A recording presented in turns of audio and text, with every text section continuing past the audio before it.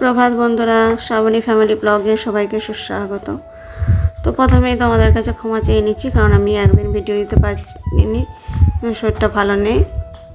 শরীরটা বলতে ঠিকই আছে, কিন্তু মানে গলাটার ভেতরে যে কী একটা খসখস খসখস ভাব, তারপরে গরমে মানে সবসময় গা যেন কীরকম একটা হচ্ছে এরকম আর কি। তো সব সেই জন্য ভালো লাগছে না যে ভিডিও তৈরি করতে, বা যাই হোক ঘরে কাজ করতেই বিরক্ত লেগে যাচ্ছে গরমের জন্য।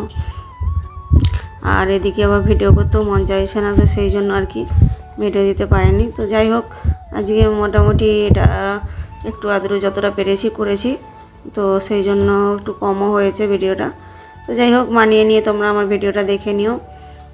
তো দেখো বন্ধুরা, সকাল সকাল ঘুম থেকে উঠে বাসি কাজটায় সেরে যা হোক করে মানে একটু বসে একটু কাজ করছি, এরকমই হচ্ছে গরমের জ্বালায়।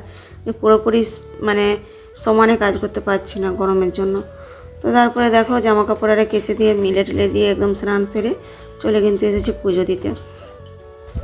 তো দেখো আবার এই নাইটিটা কিন্তু আজকে পরেছি স্নান সেরে। এটা আমি সেই বিয়ে বাড়িতে নিয়ে গেছিলাম, সেখানে গিয়ে জানি রাত্রে পরবো, কিন্তু আর রাত্রে যেহেতু ওই পাশের দিকে যাইনি, তো সেই জন্য যে শাড়ি পরে গেছিলাম, তো তারপর একটা সুতির ছাপা পরে নিয়েছিলাম, আর নাইটিটা পরাও হয়নি। তো ব্যাগেরও জিনিস আবার ব্যাগেই ঘুরে এসেছে। তো তারপরে যাই হোক দেখো আমি ব্যাগটা আবার উপরকে নিয়ে চলে এসেছিলাম, তো সেই জন্য উপরে ছিল বলে আমি ভাবলাম যে এটাই পরে নিই। তো পরে নিয়ে তারপরে যে পুজো দেবো, তো সব মেয়ে ফুল টুলগুলো যাই হোক তুলে দিয়েছে, আর আমি এদিকে পুজোটা কিন্তু দিয়ে দিচ্ছি। তো সকাল সকালই একদম খুব সকালে বলতে ওই 8টা সাড়ে 8টার দিক করে চলে এসেছি কিন্তু আমরা বিয়েবাড়ি থেকে। আর হচ্ছে যে বিয়েবাড়ি থেকে এসে তারপরে কিন্তু মানে যে বাকি ঘরের সমস্ত কাজটা সমস্তটাই সেরে নিয়েছি। তো দেখো তারপর বন্ধুরা পুজোটা করে নিচ্ছি, বাতাসা দিয়েছি আজকে প্রসাদে। আর তারপরে যে ফুল তুলে ছিল মেয়ে, তো সেই ফুল দিয়ে এখন পুজোটা দিয়ে দিচ্ছি। তো আজকে ছিল বৃহস্পতিবার, তো বৃহস্পতিবার সেই জন্য পুজোটা ভালোভাবে দিয়ে দিচ্ছি। আর হচ্ছে যে একটু ফল টল দিলে ভালো হতো, কিন্তু যেহেতু মানে বাড়িতে সেরকম ফল কিছু ছিল না, তো সেই জন্য মানে পুজোটা সারতে সারতে আবার মনে পড়লো যে আরে মানে মা লক্ষ্মীকে তো আজকে সিঁদুর দেওয়া হয়নি। তো সেই জন্য আবার সিঁদুরের কৌটোটা খুঁজে পাচ্ছিলাম না, মানে রেখে দিয়েছিলাম কখন বাঁহাতে করে যে উপরের তাগেতে, আর এইদিকে আমি নিচে খুঁজে বেড়াচ্ছিলাম।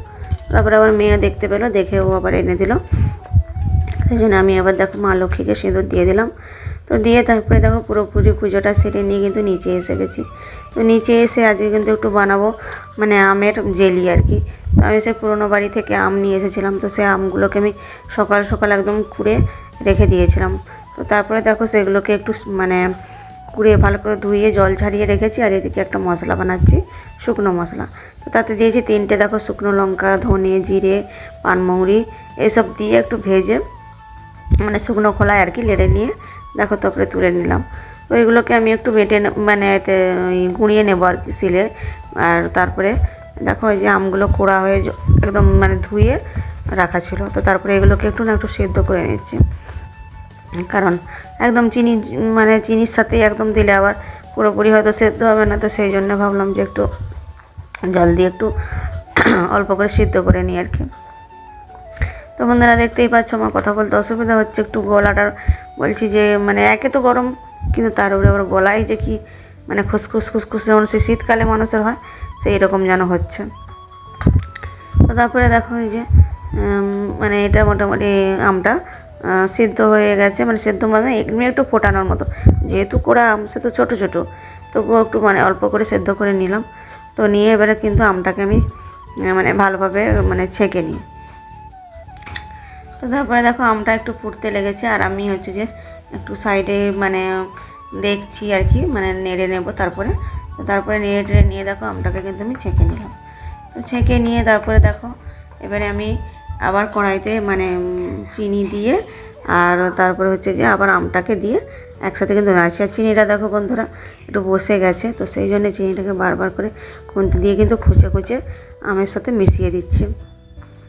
আর চিনির সিরা বানিয়ে যদি আমি আমটা দিতাম, মানে চিনিটা পুরো গলে গেলে, তো তাহলে কিন্তু মানে একটু লাল লাল ধরনের হতো আচারটা, এই জেলিটা আর কি। তো আমি ভাবলাম একটু সাদা সাদা ধরনের বানাবো। তো দেখো এই যে এটা কিন্তু লাল লাল দেখতে পাচ্ছ, এটা কিন্তু আসলে মানে মশলা দিয়া। আর একটা বানিয়েছি সেটা হচ্ছে যে সাদা, মানে দু রকম একটু একটু মানে এরকম যে বাড়িটা দেখছো এরকম মানে বাটি 2 বাটি বানানো হয়েছে, একটা হচ্ছে সাদা আর একটা হয়েছে মশলা দেওয়া। তো 2 রকম বানিয়েছি, যে একটা একটু ঝাল ঝাল লাগবে। তো তারপরে দেখো একদম রান্নাবান্নাও কমপ্লিট করে ফেলেছি। তো তারপরে দেখো রান্না টান্না সেরে একদম খেতে চলে এসেছি। তো আজকে দেখো যে যা রান্না হয়েছে তোমাদেরকে দেখালাম, চচ্চড়ি আরে হয়েছে, আম ছিল, এইসব সমস্ত রান্না হয়েছে।